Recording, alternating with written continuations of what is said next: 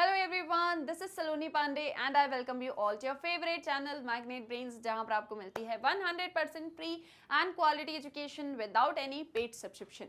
So students, in our today's lecture we are going to discuss the most important questions part 1 of your class 12 sociology chapter social movements. So हमने हमारा ये जो chapter है social movements ये कर लिया है पूरी तरह से complete with each and every topic detailed discussion. NCERT solutions, complete chapter revision, multiple choice questions और ये सारी चीज़ें कंप्लीट हो चुकी हैं. तो अब बारी आ जाती है इस चैप्टर के मोस्ट इंपॉर्टेंट क्वेश्चंस को करने की और मोस्ट इंपॉर्टेंट क्वेश्चंस पार्ट 1. आज के इस सेशन में हम हमारे इस चैप्टर के very short answer type questions को डिस्कस करेंगे और देखेंगे कि किस तरह के क्वेश्चंस आपके एग्जामिनेशन पर्सपेक्टिव से इंपॉर्टेंट हैं जिन्हें आपको प्रैक्टिस करना चाहिए. एंड आई होप सो कि इतने सारे मेरे लेक्चर्स देखने के बाद में, मेरे साथ में इतने सारे सेशंस कंप्लीट करने के बाद में अब आप एग्जामिनेशन का एक पैटर्न जानते हो, आंसर राइटिंग पैटर्न भी जानते हो. पेपर कैसा आएगा, आंसर कैसा लिखना है, अगर वेरी शॉर्ट क्वेश्चन है तो आंसर कैसे लिखना है, शॉर्ट है तो कैसे लिखना है, लॉन्ग है तो कैसे लिखना है. यहाँ पर we are going to start with our very short answer type questions. Okay, question number 1 is What features mark or characterize a social movement? अब as I already told you कि मैं ये आपसे ऐसी उम्मीद करके रख रही हूँ कि मैंने आपको जितना भी पढ़ाया है वो सब आपको समझ में आया है और साथ ही साथ में आपको ये पता है कि वेरी शॉर्ट क्वेश्चन है तो कैसे आंसर करना है, शॉर्ट क्वेश्चन है तो कैसे आंसर करना है, लॉन्ग क्वेश्चन है तो कैसे आंसर करना है. स्टिल अगर पैटर्न नहीं पता है तो आप देखेंगे मेरे सभी प्रीवियस लेक्चर्स, मेरे सारे लेक्चर्स का लिंक आपको इस वीडियो के डिस्क्रिप्शन में मिल जाएगा. वहाँ से बढ़िया देखो, आंसर राइटिंग पैटर्न सीखो और अच्छे से क्वेश्चंस को आंसर करो. स्टिल एक बार बता दूं कि very short answer type questions 2 marks के होते हैं. We have to answer within 30 words. अब जैसे कि ये क्वेश्चन है, क्या फीचर्स होते हैं सोशल मूवमेंट के. ठीक है, सोशल मूवमेंट के क्या सारे फीचर्स हैं. सो सोशल मूवमेंट में सबसे पहली चीज जो होती है वो क्या एक चीज होती है, it is a sustained collective action over time. इतनी बार ये तुम लोग को मैंने पढ़ा, मुझे सारे आंसर याद हो गए है ना, अब तुम्हें भी याद होने चाहिए. यहाँ पर देखो क्वेश्चन का आंसर कैसे लिखना है, पैटर्न क्या होगा, किस वे में अपने आंसर को प्रेजेंट करना है and then after you are going to practice it. It's not like कि मैं आई हूँ सारा कुछ पढ़ा दी हूँ और फिर बस इसके बाद में चली जाऊंगी तो तुम लोग को भी याद हो गया, हाँ हाँ मैम ने बोला सब पता है, अब एग्जाम में लिख लूंगा या लिख लूंगी. नहीं, just try to answer it. Okay, इनके आंसर करने की कोशिश करो खुद से लिख के. So you will write in this question's answer that social movements often arise with the aim of bringing about changes on a public issue to bring in social change. जब आप किसी पब्लिक इशू में change, मतलब public issue को highlight करते हो, society में change लाना चाहते हो, तब आप सोशल मूवमेंट रन करते हो. सोशल मूवमेंट में सस्टेन्ड कलेक्टिव एक्शन होता है. एक समय के साथ में सब लोग आपस में साथ में आएंगे, कलेक्टिवली एक्शन करेंगे, कंटिन्यूसली वो चीज़ चलती रहेगी. ये जो एक्शंस होंगे ये स्टेट के अगेंस्ट होंगे और इनमें कुछ डिमांड्स होंगी, या तो वो स्टेट पॉलिसी को ख़त्म करो या तो उस स्टेट पॉलिसी को चेंज करो. ओके, तो दैट इज़ योर फीचर और कैरेक्टरिस्टिक्स ऑफ सोशल मूवमेंट. आप इसको पॉइंट्स में भी लिख सकते हो. ठीक है, कैसे लिखोगे आप पॉइंट्स में, पहले आपने लिखा कि सोशल मूवमेंट जो होती हैं उनका एम होता है चेंज लाना है सोसाइटी के अंदर ऑन अ पब्लिक इशू. ठीक है, फिर आपने फर्स्ट पॉइंट लिखा. फर्स्ट पॉइंट आपने लिखा sustained collective action over time, मैं शॉर्ट में लिख रही हूँ. ठीक है, दूसरा आपने लिखा ऑर्गेनाइजेशन, एक प्रॉपर ऑर्गेनाइजेशन होना चाहिए, है ना.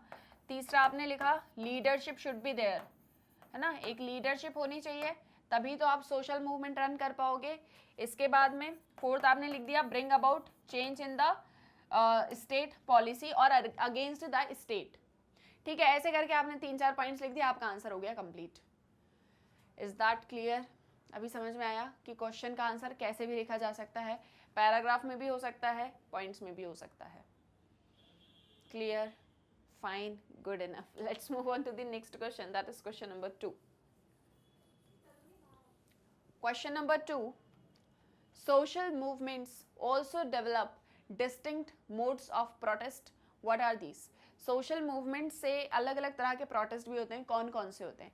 देखो, कुछ प्रोटेस्ट तो हमने देखे ही हैं. कैंडल मार्च हो गया, अहिंसा है, ब्लैक क्लोथ को यूज़ करना है, टॉर्च लाइट प्रोसेशंस निकालने हैं, ये सब डिस्टिंक्ट मोड्स ऑफ प्रोटेस्ट हैं. ठीक है, आपने देखा होगा ना कुछ लोग कैंडल जला के चल देते हैं प्रोटेस्ट करने, कोई ब्लैक क्लोथ ले लेंगे हाथ में और प्रोटेस्ट कर रहे हैं, सबने ब्लैक क्लोथ पहन लिया प्रोटेस्ट कर रहे हैं, अहिंसा का नाम लेके, हम वायलेंस नहीं करेंगे लेकिन हम प्रोटेस्ट कर रहे हैं, सब जैसे कहीं धरना देने चले गए, है ना, या फिर जो है टॉर्च लाइट जला के सारे जा रहे हैं, ठीक है, तो ये सारे मोड्स हैं प्रोटेस्ट के। Okay, next question, explain the theory of relative deprivation.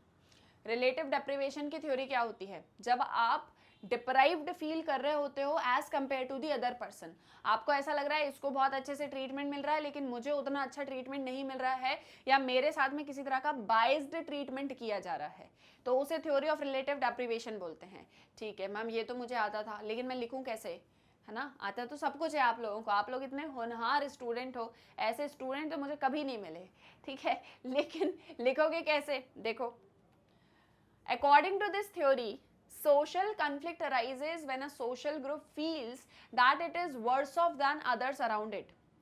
Such conflicts is likely to result in successful collective protest, and this theory emphasizes the role of psychological factors such as resentment, rage in inciting social movements. अब समझ में आया कैसे लिखना है? देखो, इस theory के अकॉर्डिंग सोशल कॉन्फ्लिक्ट कब होगा? जब एक सोशल ग्रुप को ऐसा लग रहा है कि वो वर्स ऑफ है या बुरी कंडीशन में है दैन दी अदर, तो ऐसे में आप सक्सेसफुली कलेक्टिव एक्शन करोगे, है ना, प्रोटेस्ट करोगे। और यहाँ पे एक साइकोलॉजिकल फैक्टर भी इंपॉर्टेंट रोल प्ले करता है कि जैसे एक ग्रुप दूसरे ग्रुप को लेके थोड़ा रिसेंटमेंट या रेज शो कर रहा है ना, वो उसको पसंद नहीं कर रहा है। जैसे इसमें एक एग्जांपल ले लो कास्ट का, अपर कास्ट है, लोअर कास्ट है, अब लोअर कास्ट फील करे मेरे को डिप्राइव्ड फील करवाया जा रहा है as compare to other caste, upper caste, तो वो वहाँ पे मूवमेंट चलाना स्टार्ट कर देंगे, और हमने ऐसे बहुत सारे कास्ट बेस्ड मूवमेंट्स डिस्कस किए हुए हैं, right, so that can be happen. Okay, next question, mention the 4 main features of social movements. Social movement के 4 मेन फीचर्स अभी तो डिस्कस करवाए थे मैंने क्वेश्चन नंबर 1 में ही, यहाँ पर बस वही लिख देना है 4। देखो, सबसे पहला sustained collective action over time या sustained collective mobilisation, organisational structure and leadership, shared objectives and ideologies, change orientation, aim of bringing about change on public issues और अगेंस्ट द स्टेट। ये तो सब अभी लिखवाया था क्वेश्चन नंबर 1 में, वही सेम क्वेश्चन पूछ लिया। देखो, क्वेश्चन पूछने का तरीका अलग है, क्वेश्चन नंबर 1 थोड़ा अलग था, ये क्वेश्चन थोड़ा अलग है। यहाँ डायरेक्ट 4 मेन फीचर्स पूछे हैं सोशल मूवमेंट के, वहाँ ये पूछा था कि what are the characteristics of, जब भी मतलब चेंज लाने की कोशिश करते हो सोसाइटी में तो सोशल मूवमेंट्स के क्या फीचर्स होते हैं, है ना, इस तरह का शायद कुछ क्वेश्चन था। तो क्वेश्चन पूछने का तरीका अलग हो सकता है, answer would be the same only. Fine, समझ में आ रहा है? कहीं कोई डाउट तो नहीं आ रहा? मन में कोई सवाल तो नहीं है? होगा तो पूछ लोगे मुझसे, है ना? हाँ, गुड। देखो, differentiate between a reformist and revolutionary movement. एक रिफॉर्मिस्ट या रिवॉल्यूशनरी मूवमेंट में क्या चेंज होता है? रिफॉर्मिस्ट जो रिफॉर्म करना चाह रहा है ना, रिवॉल्यूशनरी जो रिवॉल्यूशन करके चेंज लाना चाह रहा है। रिफॉर्मिस्ट मतलब वो जो एग्जिस्टिंग सोशल या पॉलिटिकल अरेंजमेंट को रिफॉर्म करना चाहते हैं, चेंज करना चाहते हैं, और वो ग्रेजुअल या इंक्रीमेंटल स्टेप्स में हो सकता है, धीरे धीरे करके आप चेंज ला रहे हो। इट इज नॉट लाइक कि आपने सडन चेंज ला, धीरे धीरे चेंज आ रहा है। रिवॉल्यूशनरी मूवमेंट वो होगा जहां पर आप सोशल रिलेशंस को रेडिकली ट्रांसफॉर्म करना चाहते हो, एकदम से सडनली चेंज आया, एक रिवॉल्यूशन करी और चेंज आ गया। जैसे स्टेट पावर को कैप्चर करना, पढ़ा था ना यूएसएसआर रशिया में कैसे रिवॉल्यूशनरी मूवमेंट होता है रशिया में, है ना, यूएसएसआर में, या फिर मतलब यूएसएसआर पहले था बाद में रशिया बना, तो ये कैसे चेंजेस आते हैं, कैसे पूरा स्टेट पावर को कैप्चर कर लिया जाता है, जार वगैरह ये सारा कुछ। अगर किसी का हिस्ट्री या पॉलिटी होगा तो आपने पढ़ा होगा। Is that clear? Good. Another question, what are the counter movements? Give examples. Counter movements क्या होती हैं, इसका एग्जाम्पल दो, कोई सा एग्जाम्पल दो, चलो बताओ, कमेंट सेक्शन में बताओ क्या लिखोगे इस क्वेश्चन के आंसर में।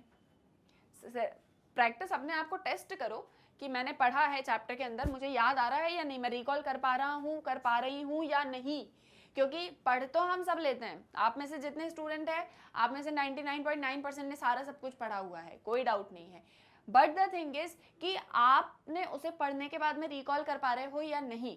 जैसे अब ये सारे लेक्चर्स हैं, ये सब मैं आपको पहले पढ़ा चुकी हूँ, है ना। ह्यूमन तो हम भी हैं, ऐसा नहीं होता कि टीचर्स को सारी चीज़ें याद होती हैं, है ना। टीचर्स भी कभी कभी कोई चीज़ें भूल जाते हैं।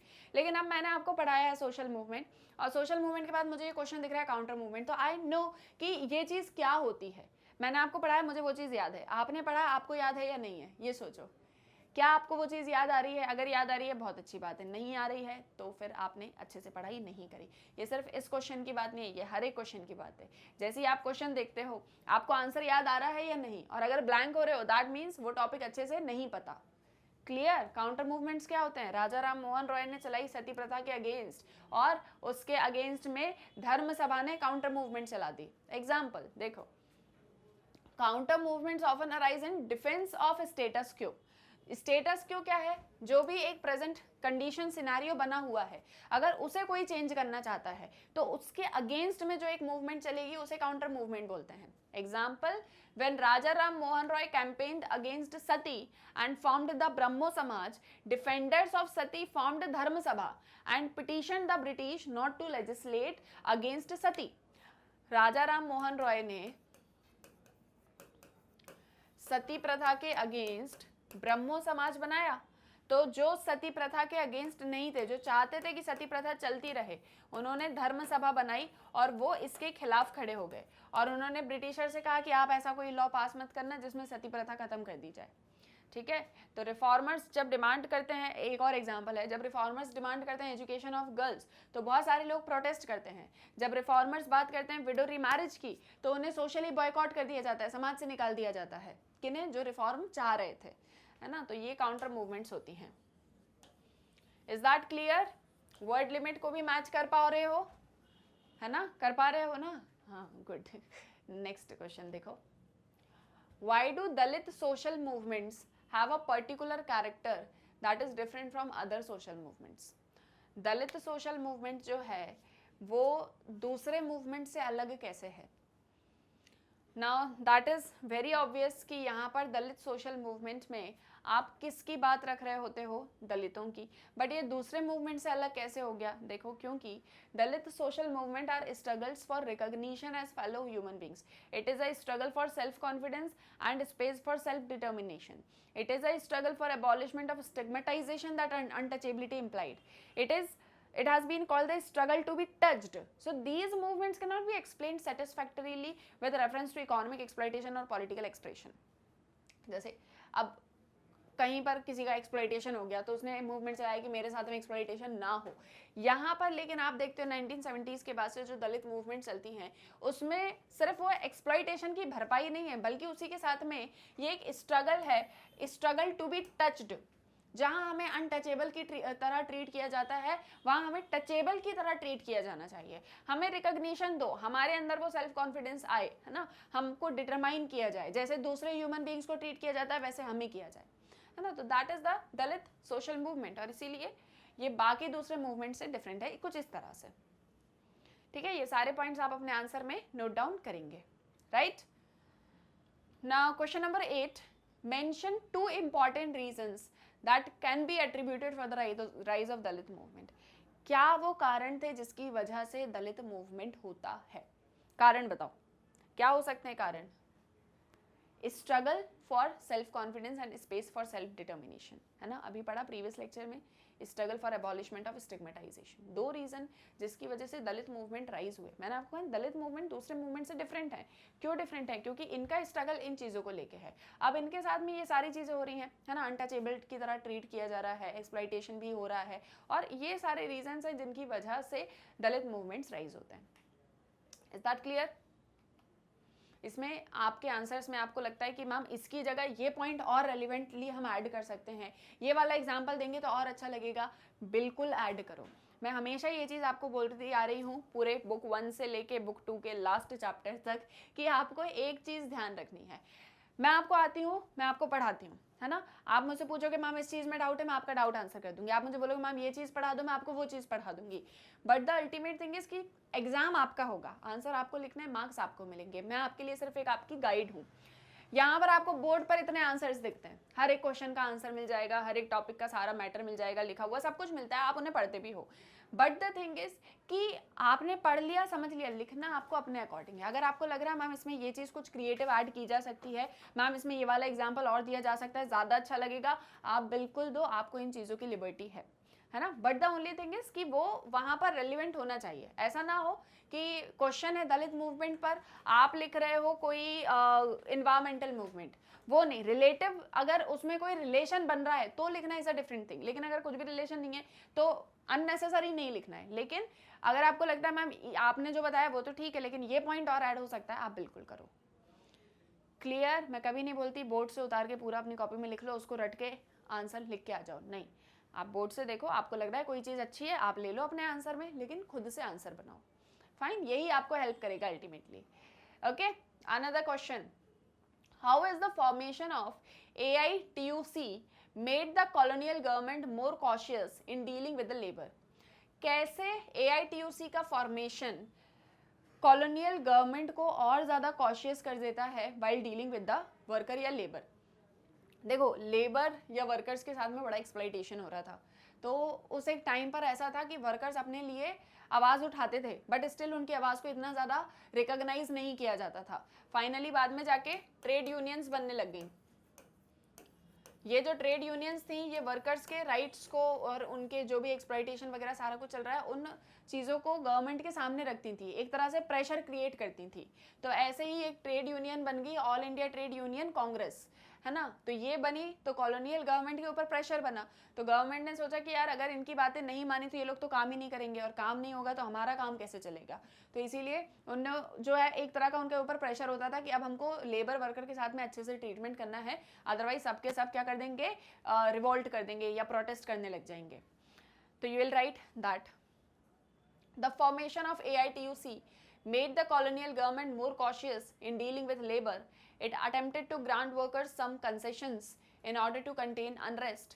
In 1922, the government passed the Fourth Factories Act. ठीक है, ये थोड़ा सा इसको करेक्ट कर लेना।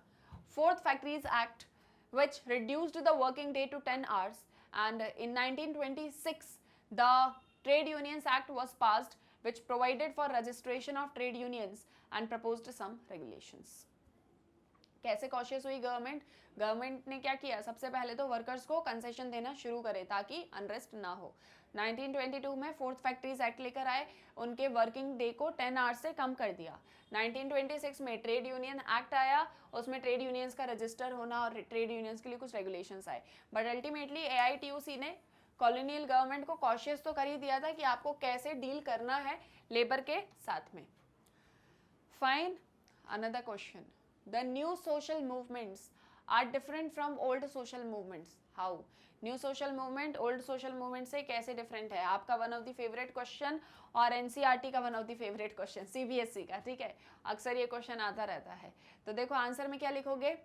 Okay, so we will write that the old social movements clearly saw reorganization of power relations as central goal.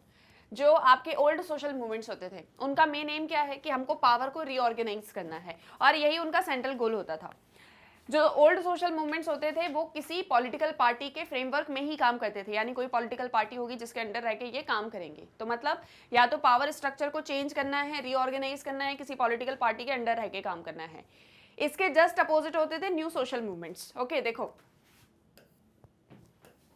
whereas the new social movements are or were not about changing the distribution of power in society but about quality of life issues such as having a clean environment.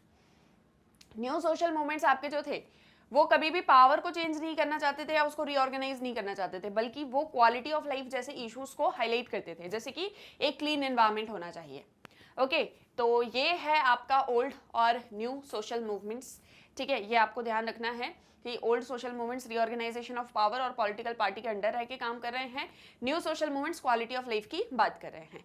ठीक है, तो ये major difference है। कभी कभी ये difference short question में भी आ जाता है, तो वहाँ पर आपको अच्छे से थोड़ा एक्सप्लेन करना है, एग्जाम्पल देना है, क्या क्या चेंजेस आए, ऐसा सारा कुछ बताना होता है। 80 वर्ड्स में आप अपना आंसर लिखते हो। आप इस तरह के क्वेश्चन को वो एक पूरा ऐसे जो है डिफरेंशिएट वाला टेबल बना के भी कर सकते हो। कैसे बनता है वो? ऐसे, है ना, यहाँ लिखा ओल्ड सोशल मूवमेंट, यहाँ लिखा न्यू सोशल मूवमेंट, और फिर ऐसे ऐसे करके एक एक पॉइंट हम लिखते हैं, है ना। तो ऐसे भी आप चाहो तो लिख सकते हो, 2 पॉइंट्स लिख दो, और ऐसे भी लिख सकते हो paragraph wise. Is that clear? Okay, आगे बढ़े। नेक्स्ट क्वेश्चन है आपका, name any 2 women organizations of the early 20th century. 20th century में बहुत सारी वुमेन ऑर्गेनाइजेशन काम कर रही थी वुमेन्स राइट्स के लिए। तो वुमेन ऑर्गेनाइजेशन में से किसी 2 के आपको यहाँ पर नाम बताने हैं जो अर्ली 20th सेंचुरी के हों। ये चीज़ हमेशा याद रखना कि टाइम पीरियड क्या दिया गया है। पता चला क्वेश्चन में पूछ रहा है अर्ली 20th सेंचुरी, आप लिख रहे हो 19th सेंचुरी, नहीं, अर्ली 20th सेंचुरी के बताना है ना। क्वेश्चन में जो पूछा है वही हमको बताने हैं। So will write the women's India association 1917, all India women's conference, ठीक है, ये है आपका 1926। तो ये आपकी 2 ऑर्गेनाइजेशन हो जाएंगी जो आपको अपने आंसर में लिखनी है, ठीक है। तो early 20th century saw the growth of women's organizations at national and local level. तो ये जो आपके 20th सेंचुरी के मूवमेंट्स, इनमें क्या हो रहा है, ग्रोथ हो रही है नेशनल और लोकल लेवल पर वुमेन्स ऑर्गेनाइजेशन के। 2 ऑर्गेनाइजेशन जिनके नाम यहाँ पर हैं। Is that clear? देखो, जो आपके very short answer type question है ना, उसमें आपको ज्यादा लोड नहीं लेना है, आराम से जो है क्वेश्चन का आंसर करना है। बस क्वेश्चन समझ में आ गया, फटाफट से आंसर लिख दो। इसलिए मैं बोलती हूँ कि इस तरह के क्वेश्चंस को आंसर करने में मैक्सिमम आपका 2 से 3 मिनट लगना चाहिए, बहुत ज्यादा 5 मिनट, मिनिमम 2 से 3 मिनट, मैक्सिमम 5 मिनट, ऐसे मान लो, ठीक है। चलो नेक्स्ट क्वेश्चन देखो, what were the major issues taken up by the women's movement over time. समय के साथ में वुमेन्स मूवमेंट में क्या मेजर इश्यूज को हमने हाईलाइट करने स्टार्ट कर दिया। मतलब पहले जो वुमेन्स मूवमेंट हुए आपने देखा, जैसे कि एंड ऑफ सती प्रथा, एंड ऑफ चाइल्ड मैरिज, है ना। तो ये एक तरीके के सोशल लेवल्स जिन्हें हमने खत्म करना चाहा, लेकिन कहीं ना कहीं जो वुमेन्स मूवमेंट में इश्यूज, मतलब वुमेन को लेकर जो इश्यूज थे वो ये वाले से सारे थे। विडो रीमैरिज हो गया, ठीक है, गर्ल्स एजुकेशन हो गया। अब धीरे धीरे टाइम के साथ में वुमेन्स मूवमेंट ने कौन कौन से इश्यूज को हाईलाइट करना स्टार्ट कर दिया।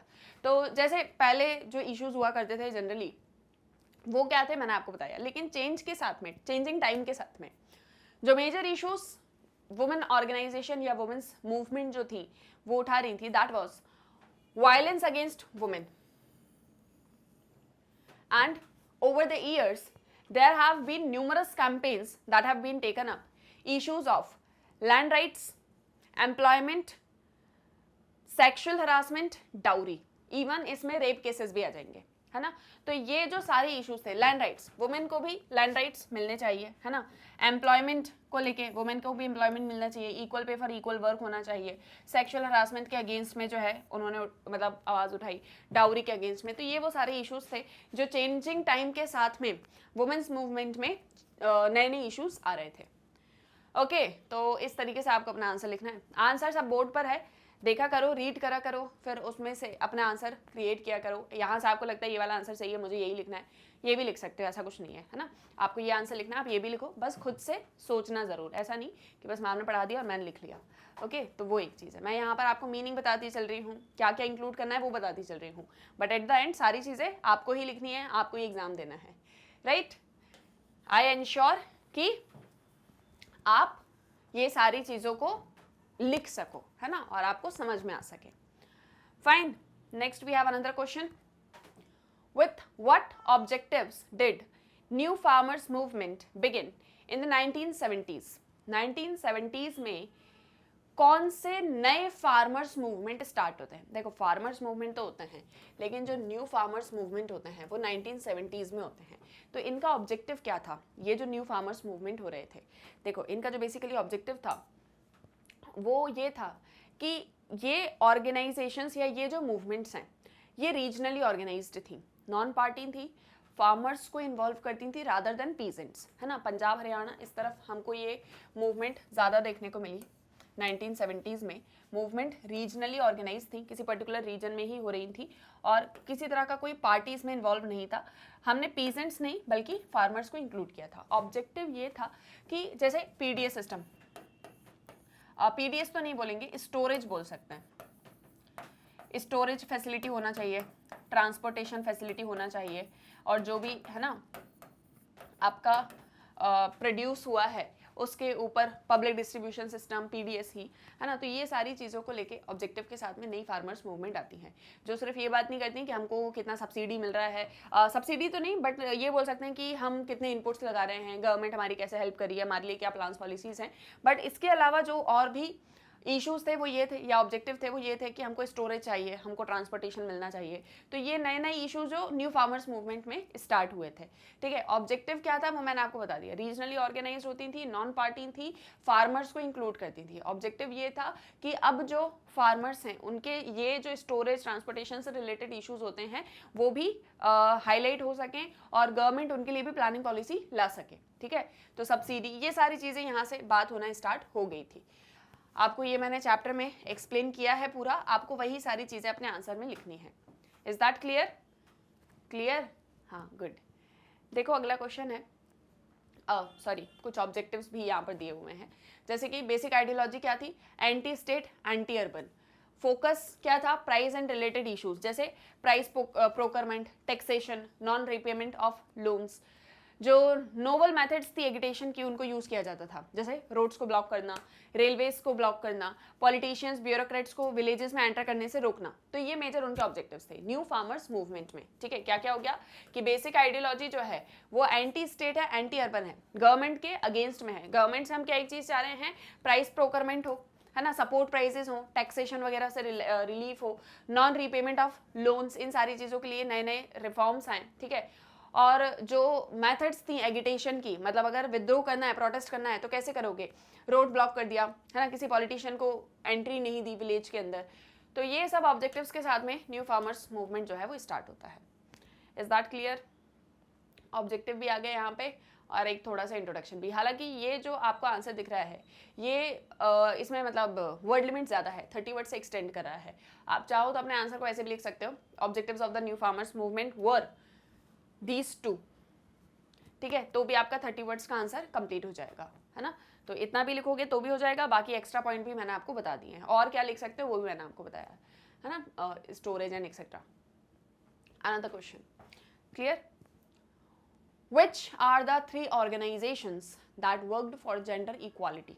कौन सी वो 3 ऑर्गेनाइजेशंस थी जो जेंडर इक्वालिटी के लिए काम करती हैं, है ना। देखो, एक हो गई वुमेन्स इंडिया एसोसिएशन, दूसरी होगी ऑल इंडिया वुमेन्स कॉन्फ्रेंस, तीसरी होगी national council for women in India.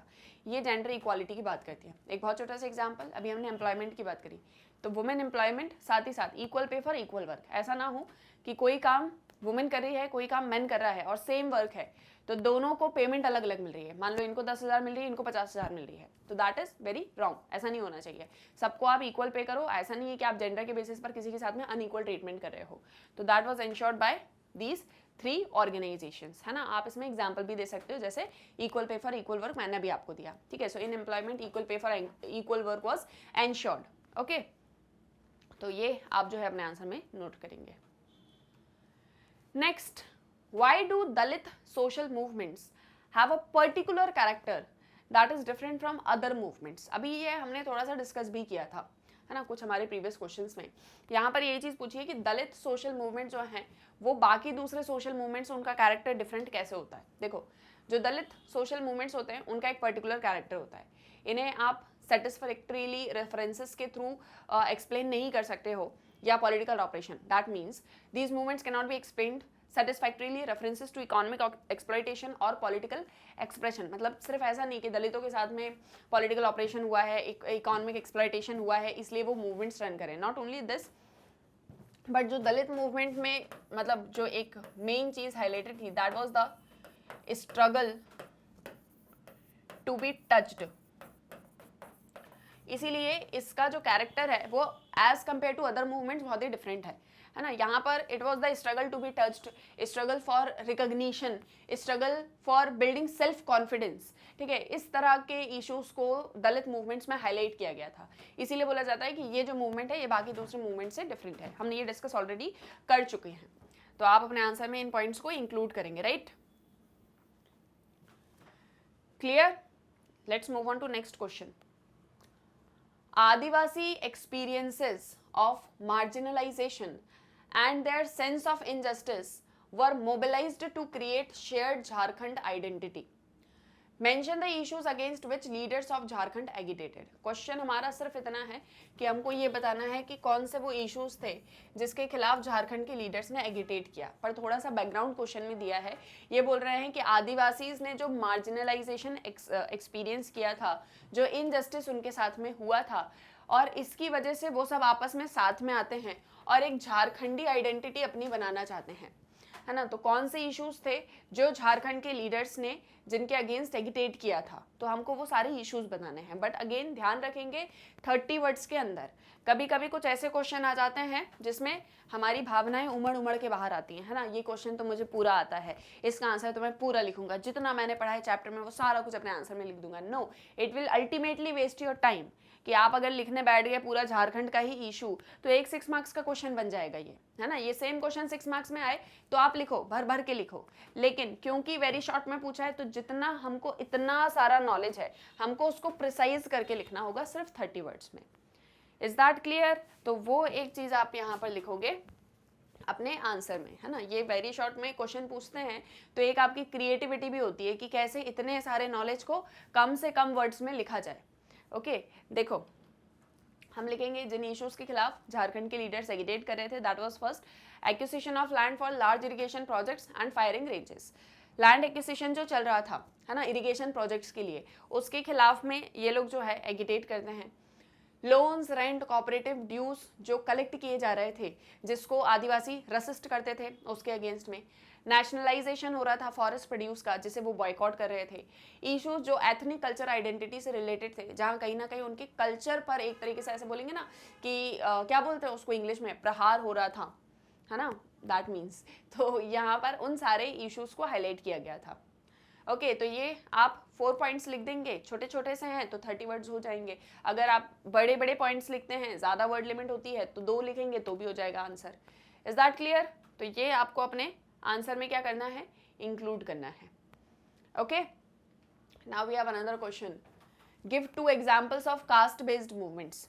बहुत सारी मूवमेंट्स पढ़ी इस चैप्टर में हमने, कास्ट बेस्ड मूवमेंट्स के कोई 2 एग्जाम्पल देखें।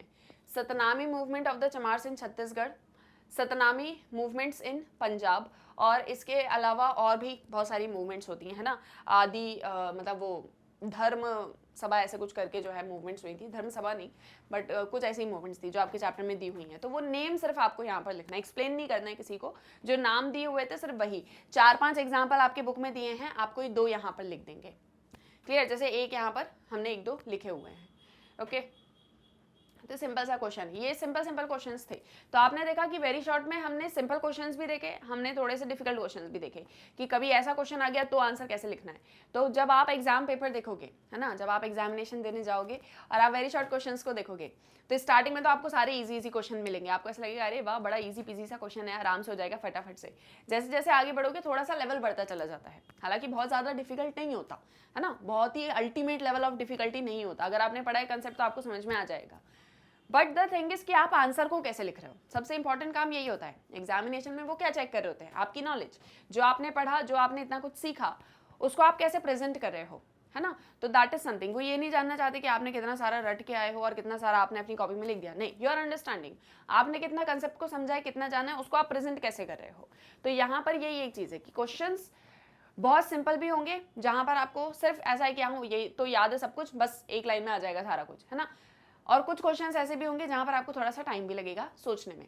बट द थिंग इज कि कंसेप्ट अपना क्लियर रखो, ठीक है। तो यहाँ हमने अभी तक जितने भी वेरी शॉर्ट क्वेश्चंस देखे, 17 समथिंग क्वेश्चंस हमने देखे यहाँ पे, तो उसमें क्वेश्चन बहुत ईजी वाले भी थे जहाँ पर आपको सिर्फ नाम लिखना था, कुछ क्वेश्चन ऐसे भी थे जहाँ पर आपको कंसेप्ट बताना था, ठीक है। तो अगर आपके चैप्टर अच्छे से आपने पढ़ा है तो आप उन क्वेश्चंस को आंसर कर पाओगे। बस ये याद रखना कि 30 वर्ड से ज़्यादा ना लिखो और टाइम लिमिट का ध्यान रखो। Is that clear? अब यहाँ से हम हमारे शॉर्ट आंसर टाइप क्वेश्चंस को स्टार्ट करेंगे, ठीक है। जैसे कि बार बार मैंने बोला ही है, जो आपके शॉर्ट आंसर टाइप क्वेश्चंस होते हैं वो 4 मार्क्स के होते हैं और इसमें 80 वर्ड लिमिट होती है। 80 वर्ड्स में आपको क्वेश्चन को आंसर करना होता है। जनरली हम एक चीज़ इंश्योर करते हैं कि हम 4 पॉइंट्स अपने आंसर में लिखें और थोड़ा सा एक इंट्रोडक्शन दे दें, है ना। पॉइंट्स में नहीं आ रहा तो पैराग्राफ पैसेज वाइज लिखें, जैसा भी क्वेश्चन की डिमांड है, और थोड़ा सा इंट्रोडक्शन दें। That means you have to start with an introduction and then main body, जो भी क्वेश्चन में हमसे पूछा गया है वो। बस वर्ड लिमिट का ध्यान रखना है, 80-85 words, okay, not more than that, ठीक है, मतलब बहुत ज़्यादा अगर वर्ड लिमिट आप कंज्यूम कर लोगे तो आपका टाइम बहुत चला जाएगा। एक 4 मार्क्स का क्वेश्चन लिखने के लिए आपको मैक्सिमम, है ना, मिनिमम मैक्सिमम 5 to 7 मिनट्स लगने चाहिए। इतने मिनट्स में आपका क्वेश्चन पढ़ भी लो, समझ भी लो, पूरा बना के उसको लिख भी दो, खत्म। ठीक है, बहुत ज़्यादा टाइम नहीं लेना है। तो ये एक चीज़ आप इंश्योर करें कि आप इतने ही टाइम लें और इतने में ही ये क्वेश्चन को आप फटाफट से आंसर कर लो। लिखने की स्पीड भी मेंटेन करनी होगी। Okay, so that is about short answer type questions. इसको फटाफट से रीड करते हैं और देखते हैं कि कैसे क्वेश्चंस आएंगे, कैसे आपको आंसर लिखना है। ओके, क्वेश्चन जैसे कि आपको स्क्रीन पर दिख ही रहा है, explain the ecological movement with special reference to Chipko movement. Ecological movements को चिपको मूवमेंट के रेफरेंस से आपको एक्सप्लेन करना है। आपने अपने चैप्टर में इकोलॉजिकल मूवमेंट्स पढ़ा है, इकोलॉजिकल मूवमेंट में सबसे बड़ा एग्जांपल आपने चिपको मूवमेंट का ही पढ़ा है। लिखोगे कैसे, पहले क्या लिखें बाद में क्या लिखें, क्या पूरा चिपको मूवमेंट एक्सप्लेन करना है? नहीं, ये बात ध्यान रखना। क्वेश्चन में हमको जहां चिपको मूवमेंट दिखता है हम पूरा उसकी कहानी बता देते हैं, बट द थिंग इज लिखा क्या है क्वेश्चन में, विथ स्पेशल रेफरेंस। रेफरेंस मतलब आपको थोड़े से ग्लिम्स लेने हैं चिपको मूवमेंट के, बट आपको एक्चुअली में बताना है कि इकोलॉजिकल मूवमेंट कैसा हुआ। क्वेश्चन समझो, क्वेश्चन को, क्वेश्चन क्या बोल रहा है, एक्सप्लेन द इकोलॉजिकल मूवमेंट।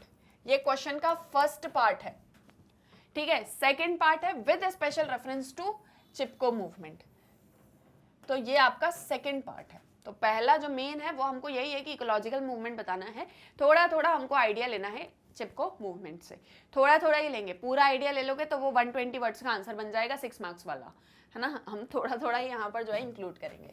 सबसे पहले आप अपने आंसर में बताओगे, एक इंट्रोडक्शन लिखोगे, है ना, और इंट्रोडक्शन में आप क्या बताओगे, मीनिंग ऑफ इकोलॉजिकल मूवमेंट्स या व्हाट आर इकोलॉजिकल मूवमेंट्स। ठीक है, मीनिंग ऑफ इकोलॉजिकल मूवमेंट्स और व्हाट आर इकोलॉजिकल मूवमेंट्स। ठीक है, ये आप पहले अपने आंसर में बताओगे। इसके बाद में इकोलॉजिकल मूवमेंट एक्सप्लेन करते करते चिपको मूवमेंट का हम रेफरेंस देंगे। देखो अब आंसर कैसे लिखना है। The ecological or environmental movement is a diverse scientific, social and political movement for addressing environmental issues. The Chipko movement is an example of the ecological movement in the Himalayan foothills. इसका मतलब क्या है कि जो ecological या environmental movement है वो scientific, social, political movements हैं जहाँ पर इन्वायरमेंट की इश्यूज को हाईलाइट किया जाता है। इसका सबसे अच्छा एग्जाम्पल है चिपको मूवमेंट जो हिमालयन रीजन्स में होता है। ये साइंटिफिक, सोशल, पॉलिटिकल कैसे है, देखो जब जैसे एक बहुत छोटा सा एग्जांपल है, अगर आप बहुत सारे ट्रीज कट कर दोगे, डिफॉरेस्टेशन करोगे, तो अल्टीमेटली इसकी वजह से सॉइल की फर्टिलिटी कम हो जाएगी। आप आगे जो डिजास्टर्स हो सकते हैं जैसे फ्लड्स वगैरह, इनको आप कंट्रोल नहीं कर पाओगे, और साथ ही साथ में ग्रीनरी नहीं रहेगी, पोल्यूशन बहुत ज़्यादा आप करोगे, तो क्या होगा कि कार्बन डाइऑक्साइड बहुत ज़्यादा मिक्सअप होता चला जाएगा आपके इन्वायरमेंट में, जो अल्टीमेटली आपकी हेल्थ को अफेक्ट करेगा, आपको अलग अलग डिसीजेस हो सकते हैं। तो दैट इज साइंटिफिक। सोशल क्यों नहीं है, जैसे अब इन्वायरमेंट है, इन्वायरमेंट को आप अफेक्ट कर रहे हो, आप ट्रीज को कट कर रहे हो, ट्रीज के ऊपर हम लोग कितने ज़्यादा डिपेंडेंट हैं, कितनी सारी चीज़ें हैं जो हमको ट्रीज से मिलती हैं, है ना। तो वो एक सोशल एस्पेक्ट जो है उसका वो अफेक्ट हो जाएगा। जैसे हमने चिपको मूवमेंट में देखा कि चिपको मूवमेंट में जिस फॉरेस्ट को कट डाउन किया जा रहा था, तो एक पूरी ट्राइबल कम्युनिटी उस फॉरेस्ट के ऊपर ही डिपेंडेंट थी, है ना, उसका सर्वाइवल उस फॉरेस्ट से ही चल रहा था, तो कहीं ना कहीं हमने उनकी लाइफ को अफेक्ट किया, है ना। पॉलिटिकल ऐसे जैसे जो इन्वायरमेंटल मूवमेंट्स होती हैं उसमें आप इसमें चिपको मूवमेंट में ही उसका एग्जांपल आपको मिल जाएगा कि गवर्नमेंट और एक तरफ जो एक कंपनी थी, है ना, मतलब कहीं ना कहीं गवर्नमेंट को रेवेन्यू चाहिए है, जो वो कंपनी थी उसको टिम्बर चाहिए प्रोडक्शन करने के लिए, ठीक है, और अल्टीमेटली अफेक्ट कौन हो रही थी, सोसाइटी। तो ऐसे टसल ऑफ पावर चीज़ों में होता है। ये सारा कुछ हम खैर आगे एग्जाम्पल के साथ में एक्सप्लेन करते चलेंगे, बट आई होप सो कि यहाँ तक आपको समझ में आ रहा है कि ये साइंटिफिक, सोशल, पॉलिटिकल मूवमेंट कैसे है। जैसे जैसे आप इसको आगे पढ़ोगे वैसे वैसे ये चीज़ आपको और अच्छे से क्लियर हो जाएगी। ठीक है, देखो ये आपका इंट्रोडक्शन हो गया जो मैंने आपको बताया, ठीक है, ये आपका इंट्रोडक्शन है। अब इसको थोड़ा थोड़ा एक्सप्लेन करेंगे। This conflict place the livelihood needs of poor villagers against the government's desire to generate revenues from selling timber. Now यहाँ पर क्या एक चीज़ बोल रहे हैं कि ये जो पूरा कॉन्फ्लिक्ट था चिपको मूवमेंट वाला, देखो स्टोरी आप सबको पता है, उन्हें भी पता है कि आपको स्टोरी पता है कि हिमालयन रीजन था, वहाँ पर फॉरेस्ट में जो है मतलब आसपास में विलेजेस थे, वहाँ पर विलेजर्स रहते थे, वो पूरा का जो है मतलब फॉरेस्ट के ऊपर ही डिपेंडेंट थे।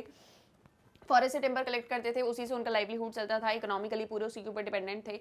बट एक दिन जो है एक कंपनी को ऑर्डर मिल जाता है और वो वहाँ पर फॉरेस्ट को कट डाउन करने आ जाती है, गवर्नमेंट को रेवेन्यू चाहिए, कंपनी को टिम्बर चाहिए, एक्सेट्रा एक्सेट्रा। ये पूरी कहानी आपको पता है, आपको सीधे पॉइंट पर आना है ना। पॉइंट पर कैसे आना है? Ecological movement. हमने किस चीज़ की बात करी? 3 चीज़ें, साइंटिफिक, सोशल एंड पॉलिटिकल। ठीक है, इसकी इन 3 चीज को हम यहाँ एक्सप्लेन करेंगे। इस कॉन्फ्लिक्ट से क्या हुआ? विलेजर्स की लाइफ अफेक्ट हुई क्योंकि उनका लाइवलीहुड छिन रहा था। गवर्नमेंट को क्या चाहिए था? रेवेन्यू, टिम्बर को सेल आउट करके, और जो इकोनॉमी थी सब्सिस्टेंस की, that was pitted against the economy of profit. Economy of subsistence किसकी है? विलेजर्स की, क्योंकि विलेजर्स का सब्सिस्टेंस, लाइवलीहुड किसके थ्रू चल रहा है? इस फॉरेस्ट के थ्रू। लेकिन इकोनॉमी ऑफ प्रॉफिट किसको मिल रही है? गवर्नमेंट को। क्यों? क्योंकि गवर्नमेंट रेवेन्यू जनरेट करेगी बाय सेलिंग टिम्बर। जो पीपल हैं वो यहाँ पर कौन सी मेथड यूज करते हैं? They hugged the trees to prevent them from falling down, है ना। ऐसे ट्रीज को हग कर लेते हैं ताकि ट्रीज फेल डाउन ना हो सके। ठीक है, तो ये एक पॉइंट आपने यहाँ पर बताया, सोशल पॉलिटिकल वाला थोड़ा सा एस्पेक्ट, इवन इकोनॉमिक एस्पेक्ट भी, साइंटिफिक मैंने आपको पहले ही प्रूव करा। सो जो चिपको मूवमेंट है उसने इकोलॉजिकल सस्टेनेबिलिटी का इशू रेस करा। कैसे? देखो 3 चीजें थी। ऐसे समझो कि विलेजर्स हैं, विलेजर्स का लाइवलीहुड छिन रहा है ना, उनका सब्सिस्टेंस उनसे छिन रहा है। गवर्नमेंट रेवेन्यू सेल आउट करेगी, गवर्नमेंट को क्या मिलेगा? प्रॉफिट। लेकिन इन सब के बीच में जो इन्वायरमेंट है, आप उसको क्या कर रहे हो? आप उसको हार्म पहुंचा रहे हो। कैसे? क्योंकि आप ट्रीज को कट डाउन कर रहे हो, है ना, डिफॉरेस्टेशन होगा, एक्सेट्रा। तो ये 3 मेजर चीजें हैं यहाँ पर जो आपको ध्यान रखनी है अपने आंसर में, कि चिपको मूवमेंट के अंदर इकोलॉजिकल सस्टेनेबिलिटी का इशू सबसे बड़ा था। कैसे? कि अगर आप ट्रीज को कट डाउन कर दोगे तो हम इकोलॉजिकली कैसे सस्टेन करेंगे? आप पूरा नेचुरल फॉरेस्ट है, आप इसको पूरा का पूरा डिस्ट्रक्ट कर दोगे, डिवास्टेटिंग फ्लड्स आएंगे, लैंडस्लाइड्स होगा रीजन में, कैसे उसको बचाओगे? आज भी आप लोग कभी कभी न्यूज़पेपर में पढ़ते होंगे कि कहीं पर कोई फॉरेस्ट है उसको पूरा कट करवाया जा रहा है ताकि वहां पर ये प्लांट सेटअप हो सके, या वहां पर ये वाला जो है कंस्ट्रक्शन इंफ्रास्ट्रक्चर का काम हो सके। तो लोग उसमें आगे आते हैं, एगिटेट कर देंगे, नहीं नहीं ऐसा नहीं होना चाहिए। जैसे मध्य प्रदेश में अभी कुछ टाइम पहले मैंने पढ़ा था कि वहाँ पर जो पन्ना है, पन्ना के पास में कोई सा फॉरेस्ट वगैरह था, उसको पूरा कट किया जा रहा था, है ना। तो वहाँ पर जो है कुछ मतलब ऐसा माइनिंग वगैरह ऐसा कुछ करके मैंने सुना था, मुझे एग्जैक्ट याद नहीं आ रहा है। तो इतना इतना मतलब इतने एकर्स में फैला हुआ था वो फॉरेस्ट, और उसको पूरा कट डाउन कर रहे थे। अल्टीमेटली क्या होता? इकोलॉजी को अफेक्ट पड़ता, है ना। तो इस तरीके से इकोलॉजिकल मूवमेंट्स हम यहाँ पर एक्सप्लेन करेंगे। चिपको मूवमेंट का आप उसमें एग्जाम्पल दोगे। Again I am telling you, पूरा चिपको मूवमेंट आपको एक्सप्लेन नहीं करना है, क्या हुआ, कैसे हुआ, किसने लिखा, कौन था, विलेजर्स में क्या किया, एक्सेट्रा एक्सेट्रा नहीं, वो सबको पता है। आपको बस कितना लिखना है जितना क्वेश्चन में पूछा है, कैसे इकोलॉजिकल मूवमेंट काम करते हैं, कैसे इकोलॉजिकल मूवमेंट में चिपको मूवमेंट का रेफरेंस हम ले सकते हैं। तो हमने बता दिया चिपको मूवमेंट क्या है, फिर हमने बता दिया सॉरी इकोलॉजिकल मूवमेंट क्या है, फिर हमने उसमें चिपको मूवमेंट का पूरा एग्जाम्पल दे दिया। लास्ट में आप इतना बस लिख देना कि ये जो चिपको मूवमेंट है ये मतलब एक बहुत अच्छा एग्जाम्पल है जहाँ से हम ये समझ सकते हैं कि इकोलॉजी मतलब, या ऐसे मत लिखना, ऐसे लिखना कि इकोलॉजी जो है वो हमारे लाइवलीहुड के लिए, हमारे हमें सस्टेन करने के लिए बहुत ज़्यादा इंपॉर्टेंट है। अगर नेचर नहीं होगा, अगर इन्वायरमेंट नहीं होगा तो शायद हम सर्वाइव भी नहीं कर पाएंगे, और इसका सबसे अच्छा एग्जाम्पल है चिपको मूवमेंट। Is that clear? समझ में आया? ठीक है, कोई डाउट तो नहीं है? कहीं पर कोई डाउट आता है, ये क्वेश्चन समझ में नहीं आया, ये स्टेटमेंट समझ में नहीं आया, ये वर्ड समझ में नहीं आया, just right it down in the comment section. ठीक है, मैं आपके सारे डाउट्स का आंसर मतलब वहाँ पर आंसर दे दूंगी, जो भी डाउट आप पूछोगे। इसी के साथ में मेरे सभी लेक्चर्स का जो लिंक है वो आपको इस वीडियो के डिस्क्रिप्शन में मिल जाएगा। तो अगर कोई टॉपिक ऐसा है जो आपने नहीं पढ़ा, या छूट गया था, या याद नहीं आ रहा, या भूल गए हैं, तो आप मेरे लेक्चर्स वहाँ से देख सकते हो। फटाफट से देख लेना आराम से, ठीक है। तो ये आपका जो है यहाँ पर ये सारी चीज़ें कंप्लीट हो जाएंगी। ओके, समझ में आ रहा है ना आंसर कैसे लिखना है? देखा आपने यहाँ पर पॉइंट ना सही, पर हमने इसको कैसे लिखा? पैराग्राफ में, लेकिन फिर भी हमारी चीज़ें क्लियर हैं। और सिर्फ इतना ही नहीं, आप इसमें हाईलाइट कर सकते हो। कैसे करोगे हाईलाइट? या अंडरलाइन कर दो जो भी आप इंपॉर्टेंट चीज़ें लिख रहे हो। देखो कैसे, जैसे यहाँ पर हमने लिखा कि इकोलॉजिकल या environmental movement, scientific, social, political movement. ठीक है, दूसरा हमने चिपको मूवमेंट का एग्जाम्पल दिया जो हिमालयन फुट हिल्स में हुआ था। बस ऐसे जो भी इंपॉर्टेंट चीज़ें आप लिख रहे हो उसको हाईलाइट करते जाओ, है ना, उसको अंडरलाइन कर दो। जैसे अब यहाँ पर आपने लिखा कि ये जो कॉन्फ्लिक्ट है इसमें क्या क्या चीज़ें थी, livelihood needs of poor villagers, governments desire to generate revenue, economy of subsistence pitted against economy of profit. ठीक है, ये इंपॉर्टेंट टर्म्स हैं जो हमने हमारे आंसर में यूज किए, तो हमने उसको क्या कर दिया, हाईलाइट कर दिया। फिर ये यहाँ पर आ गए कि चिपको मूवमेंट में इश्यू ऑफ इकोलॉजिकल सस्टेनेबिलिटी था। फॉरेस्ट को कट डाउन अगर आप कर दोगे तो इन्वायरमेंटल डिस्ट्रक्शन होगा, डिवास्टेटिंग फ्लड्स आएंगे, लैंडस्लाइड्स आएंगे। क्लियर, आपने देखा ना कितने अच्छे से हमने हमारा आंसर लिख भी दिया, हाईलाइट भी कर दिया। ऐसे ही आपको सभी शॉर्ट क्वेश्चन आंसर में करना है। अच्छे से इंट्रोडक्शन दो, अच्छे से अपने आंसर को एक्सप्लेन कर दो, फटाफट से उसमें हाईलाइट कर दो। हम लोग अक्सर ऐसा सोचते हैं पहले पूरा आंसर लिख लें, पहले पूरा हमारा एग्जाम कंप्लीट हो जाए, सारे आंसर्स हो जाएं, फिर लास्ट में हाईलाइट या ये सारी चीज़ें कर देंगे। लास्ट तक आते आते ना आफ्टर 3 आवर्स हमारे अंदर इतनी एनर्जी ही नहीं बचती है कि हम अपने आंसर को पूरा सा चेक करें और वापस उसमें हाईलाइट वगैरह करें। बहुत कम स्टूडेंट्स हैं जो ऐसा करते हैं, मैं खुद ऐसा नहीं करती थी, टू बी वेरी ऑनेस्ट। देखो हम लोग ऐसा सोचते हैं ना कि पहले फटाफट पूरे आंसर्स लिख लेते हैं, जितने भी क्वेश्चन पूछे गए हैं लास्ट में आके उनको चेक कर लेंगे और जो भी इंपॉर्टेंट होगा उस पर अंडरलाइन कर देंगे या हाईलाइट कर देंगे। ऐसा मैं खुद सोचती थी। 2-4 एग्जाम के बाद मुझे खुद ये पता चल गया कि 3 घंटे बाद मेरी एनर्जी जो है वो पूरी तरह से क्या हो जाती है, चली जाती है कहीं तो भी, और फिर मेरे अंदर इतनी हिम्मत नहीं होती कि लास्ट आंसर लिखने के बाद में मैं पूरी कॉपी को चेक करूं, टाइम भी नहीं होता कभी कभी। तो बेटर है लिखते जाओ, इंपॉर्टेंट चीज़ को वहीं के वहीं तुरंत हाईलाइट करते जाओ, है ना। बाद में ये मैंने किया, ऐसा मैं सोचना मैम ने खुद नहीं किया और हमको बोल रही, नहीं, मैंने बाद में ये चीज़ करी। जब 2 दिन एग्जाम के बाद मुझे समझ में आ गया तो मैंने तुरंत वहीं पर हाईलाइट और सारी चीज़ें, ठीक है, और फिर आगे बढ़ जाओ। Clear, good. Let's move on to the next part of the question. Question number 19, write in brief about Dalit movement. Dalit movement में हमने सारी चीज़ें डिस्कस करी हैं ऑलरेडी कि ये जो दलित मूवमेंट्स होती हैं इनका एक पर्टिकुलर कैरेक्टर है, it is struggle against economic exploitation, political oppression, recognition as fellow human beings, self determination and abolishment of stigmatisation. It is a struggle to be touched. So यहाँ पर जो मतलब जो भी सारी ऐसी चीज़ें हैं जिनकी वजह से दलितों को ऐसा फील करवाया गया है ना, कि उनको रिकॉग्नाइज नहीं करना है, दे आर द अनटचेबल्स, उनको टच नहीं करना है, एक्सेट्रा एक्सेट्रा, वो सारी चीज़ों के राइट्स उन्होंने डिमांड करे और उसके लिए उन्होंने स्ट्रगल किया, and that is nothing but your Dalit movement. ठीक है, तो ये जो है right in brief about Dalit movement, इसमें आप दलित मूवमेंट जो भी था उसके बारे में बताओगे शॉर्ट में, बहुत डिटेल में नहीं जाओगे। एक आध एग्जाम्पल कोई लिख देना, ठीक है। अगर वर्ड लिमिट अभी मैच नहीं हुई है तो एग्जाम्पल को एक्सप्लेन करना, लेकिन लग रहा है कि वर्ड लिमिट एक्सीड हो जाएगी तो एग्जाम्पल एक्सप्लेन मत करना, सिर्फ एग्जाम्पल लिख देना, ठीक है। तो ये आपका पूरा दलित मूवमेंट है। देखो जैसे इसमें वेरियस इश्यूज थे और इसमें आइडियोलॉजी जो है मतलब अराउंड डिफरेंट आइडियोलॉजीज इसके अंदर थी। जैसे कहीं इक्वालिटी की बात थी, कहीं सेल्फ डिग्निटी की बात थी, कहीं अनटचेबिलिटी की बात थी, लेकिन हर जगह जैसे ऐसा बोलेंगे कि दलित मूवमेंट जो है वो पूरे इंडिया में अलग अलग जगह चल रहा था, सबके इशू अलग अलग थे, लेकिन कहीं ना कहीं एक जो मेन मोटिव था वो ये था, struggle to be recognised. Okay, तो ये जो दलित मूवमेंट है, example Satnami movement of the Chamar in Chhattisgarh, plains in eastern Madhya Pradesh, Adi Dharm movement in Punjab, जो अभी मैं आपको थोड़ी देर पहले बता रही थी, है ना, Adi Dharm movement in Punjab, Mahar movement in Maharashtra, anti Brahmin movement in south India. तो ये ऐसे एग्जाम्पल्स आप अपने आंसर में इंक्लूड कर सकते हो। ये नहीं आप इन मूवमेंट्स को एक्सप्लेन करने बैठ गए हो, नहीं, एग्जाम्पल दो, आगे बढ़ जाओ, ठीक है। तो ऐसे करके आप दलित मूवमेंट्स के बारे में बताओगे। Okay, next question, name and define the 3 types of social movements. 3 तरह के सोशल मूवमेंट्स को नाम दो और उनको डिफाइन भी करो। 3 टाइप्स ऑफ सोशल मूवमेंट बात हो रही है ना, टाइप्स पूछ रहे हैं सोशल मूवमेंट के। देखो आप बताओगे 3 टाइप्स होते हैं सोशल मूवमेंट के, redemptive, reformative and revolutionary. Redemptive social movements वो होते हैं जो कहीं ना कहीं पर्सनल कॉन्शियसनेस में चेंज ला रहे होते हैं, है ना, आपके पर्सनल कॉन्शियसनेस में, आपके एक्शंस में। जैसे एज हावा कम्युनिटी जो है केरल में, नारायण गुरु उसको लीड करते थे, उन्होंने सोशल प्रैक्टिसेस को चेंज करने की कोशिश करी। तो वो स्टार्ट कैसे हो रहा है, पहले आप अपनी पर्सनल कॉन्शियसनेस को चेंज करो, उसके बाद में आप कोई मूवमेंट रन कर पाओगे, है ना, या उसके बाद में आप सोसाइटी में चेंज कर पाओगे। तो पहले पर्सनल कॉन्शियसनेस और एक्शंस में चेंज लाना, that is redemptive social movement. Reformist social movement वो होता है जो धीरे धीरे चेंज लाता है, ग्रेजुअल चेंज आ रहा है, स्टेप बाय स्टेप चेंज आ रहा है।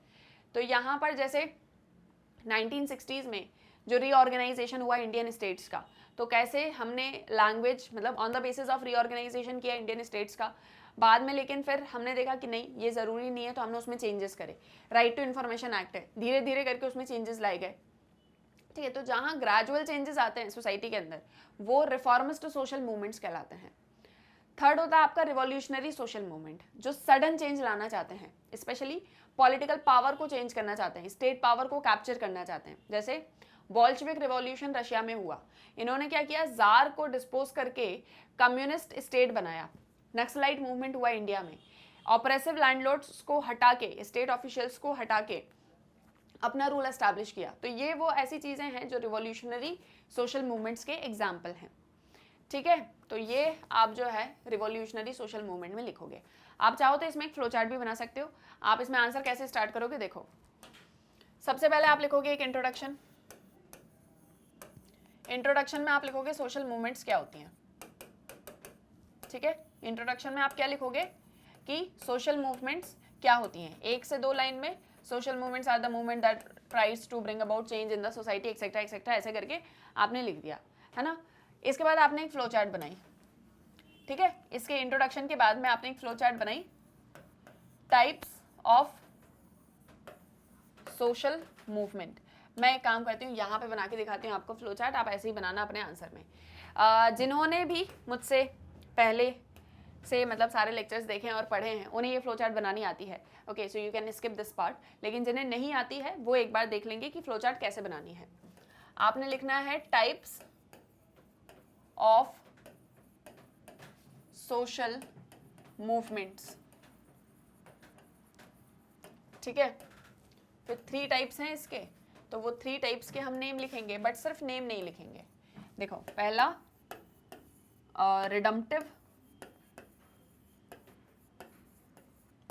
रिडम्पटिव सोशल मूवमेंट, दूसरा reformist social movement, okay, and तीसरा रिवॉल्यूशनरी सोशल मूवमेंट। अब आप यहां पर एग्जाम्पल दे सकते हो। ठीक है, जैसे तो जैसे आपने यहाँ पर एग्जाम्पल दिया, एग्जाम्पल में आपने क्या बताया, रिडम्पटिव सोशल मूवमेंट में चेंज इन, एग्जाम्पल दे दो या ऐसे मीनिंग लिख दो, पर्सनल कॉन्शियसनेस एंड एक्शंस। ठीक है, ग्रेजुअल चेंज, ये हो गया आपका सडन चेंज। ठीक है, तो ये टाइप्स बता दिए कौन कौन से होते हैं, उनका मीनिंग क्या होता है। रिडम्पटिव में पर्सनल कॉन्शियसनेस एक्शंस में चेंज आ रहा है, रिफॉर्मिस्ट में ग्रेजुअल धीरे धीरे चेंज आ रहा है, इंक्रीमेंटल, रिवॉल्यूशनरी में सडन चेंज आ रहा है। अब चाहो तो एग्जांपल लिख दो नीचे नीचे, यहाँ पर एग्जांपल लिख दो एज़हावा कम्युनिटी, रिफॉर्मिस्ट में एग्जांपल लिख दो states reorganisation in India, revolutionary में एग्जांपल लिख दो बोल्शेविक रिवॉल्यूशन या नक्सलाइट मूवमेंट। क्लियर, तो ये अब मैं नहीं लिख रही हूँ, आप लिख लेना इन चीज़ों को। फाइन, तो ये आया आपको समझ में कि कैसे आपको अपने आंसर में फ्लो चार्ट्स बनानी है। फ्लो चार्ट बनाया, उसके बाद में एक एक करके इनको एक्सप्लेन कर दो। आपका वर्ड लिमिट भी मीट आउट हो जाएगा, आंसर थोड़ा सा इफेक्टिव भी दिखेगा और प्रेजेंटेबल होगा, और आप अपने आंसर में वर्ड लिमिट को भी मैच कर पाओगे। अब देखो होता क्या है ना, जनरली क्वेश्चन है, हमने आंसर लिखा, question answer question answer question answer, ये थोड़ी सी अट्रैक्टिव चीज़ें दिखती है ना, जैसे फ्लो चार्ट बना दिया, डायग्राम बना दिया, कोई टेबल बना दी, तो टीचर थोड़े से इंप्रेस हो जाते हैं। ठीक है, तो इसीलिए आप इन चीज़ों को फॉलो कर सकते हो, बाकी आगे आपकी मर्जी। ओके, मर्जी वर्जी नहीं, जो मैं बोल रही हूँ वो सुनो और वही सब करो।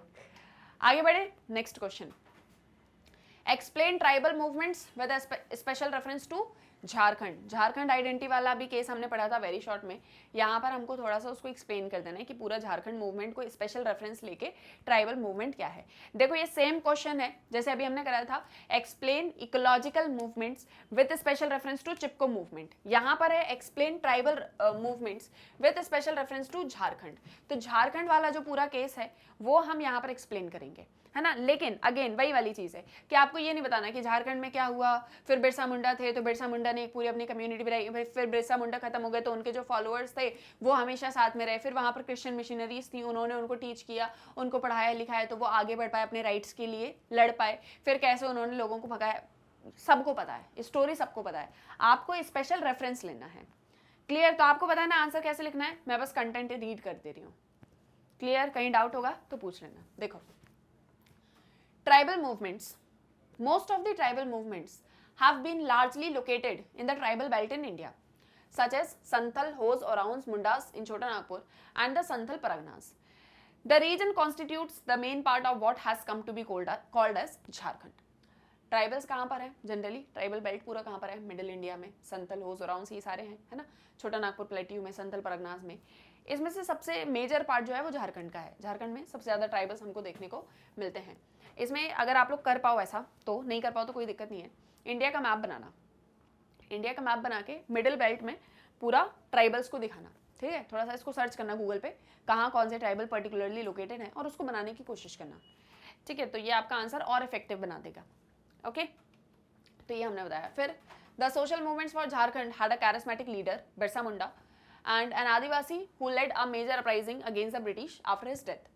Some of the issues taken up by Jharkhand tribal leaders include nationalization of forest produce, which they boycotted, collections of loans, rent, cooperative dues, which were resisted, etc. One of the key issues that bind the tribal movements from different parts of the country is the alienation of tribals from forest lands. तो जो social movement Jharkhand में होती है वो बिरसा मुंडा के under होती है। Birsa Munda Britishers के खिलाफ लड़ते हैं, इनके बाद में इनके जो फॉलोअर्स होते हैं वो लड़ते हैं। यहाँ पर एक झारखंड आइडेंटिटी क्रिएट करने की कोशिश की जाती है जो उनके अगेंस्ट में थे, जो नॉन झारखंडी थे। जो टीकूज झारखंड में एंटर करते थे वहाँ पर सारा फॉरेस्ट प्रोड्यूस ले लेते थे, बेनिफिट प्रॉफिट अर्न करके चले जाते थे, और ट्राइबल्स की लाइफ, प्रॉपर्टी, इकोनॉमी इसकी वजह से अफेक्ट हो रही थी। तो ट्राइबल्स ने इसके अगेंस्ट में एगिटेट किया, और क्या उनके इश्यूज थे वो यहाँ पर लिखे हुए हैं। इनके सारे इश्यूज हमने अभी वेरी शॉर्ट क्वेश्चन के अंदर भी डिस्कस किए थे। 4 इश्यूज हमने डिस्कस करे थे, वो चारों आप यहाँ पर लिख दोगे, है ना, पॉइंट वाइज।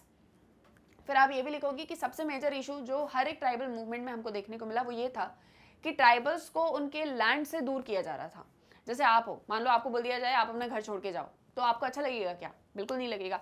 तो सेम वे में जो झारखंड मतलब जो ट्राइबल्स थे उनसे बोला जा रहा था अपनी प्लेस छोड़ के कहीं और चले जाओ, है ना, जो मेन चीज़ थी जो उनको अफेक्ट करती थी, और दूसरा उनका अपना कल्चर। ओके, तो ये हमने हमारे आंसर में लिखा। पहले ट्राइबल मूवमेंट्स बता दिए क्या है, कहाँ है, कैसे स्टार्ट होते हैं। ट्राइबल मूवमेंट्स के मेजर इश्यूज क्या होते हैं ये भी बता दो, है ना, उनका culture, forest produce, land, economy, social, culture etcetera पूरा बता दो। फिर ये झारखंड मूवमेंट का एग्जाम्पल ले लो और उनके की फीचर्स बता दो, ठीक है। आपका आंसर इतने में कंप्लीट हो जाएगा। Again I am telling you कि मैं आपको सिर्फ एक जनरल आइडिया दे रही हूँ, लिखना आपको है। यहाँ बोर्ड पर जो आपको आंसर दिखता है आप उससे थोड़ा सा एक आइडिया ले सकते हो, बट अल्टीमेटली मेहनत आपकी। ओके, देखो अगला question. The worried social reform movements had common themes yet were different, explain. अलग अलग सोशल रिफॉर्म मूवमेंट्स चल रही थी, ये सब में कॉमन थीम्स थी लेकिन फिर भी ये डिफरेंट थे। अभी जैसे मैंने आपको बताया कि अलग अलग जगह पर मूवमेंट चल रही है, सबका इशू अलग अलग है ना, बट स्टिल एक चीज है जो सबके अंदर कॉमन है ना, वो क्या है? देखो यहाँ पर the worried social reform movements did have common themes, yet there were also significant differences. This can be proved with the following examples or points. For some, the concerns were confined to the problems that the upper caste, middle class, women and men faced. For others, the injustices suffered by the discriminated caste were the central questions. For some, social evils had emerged because of a decline of the true spirit of Hinduism. For others, caste and gender oppression was intrinsic of the religion.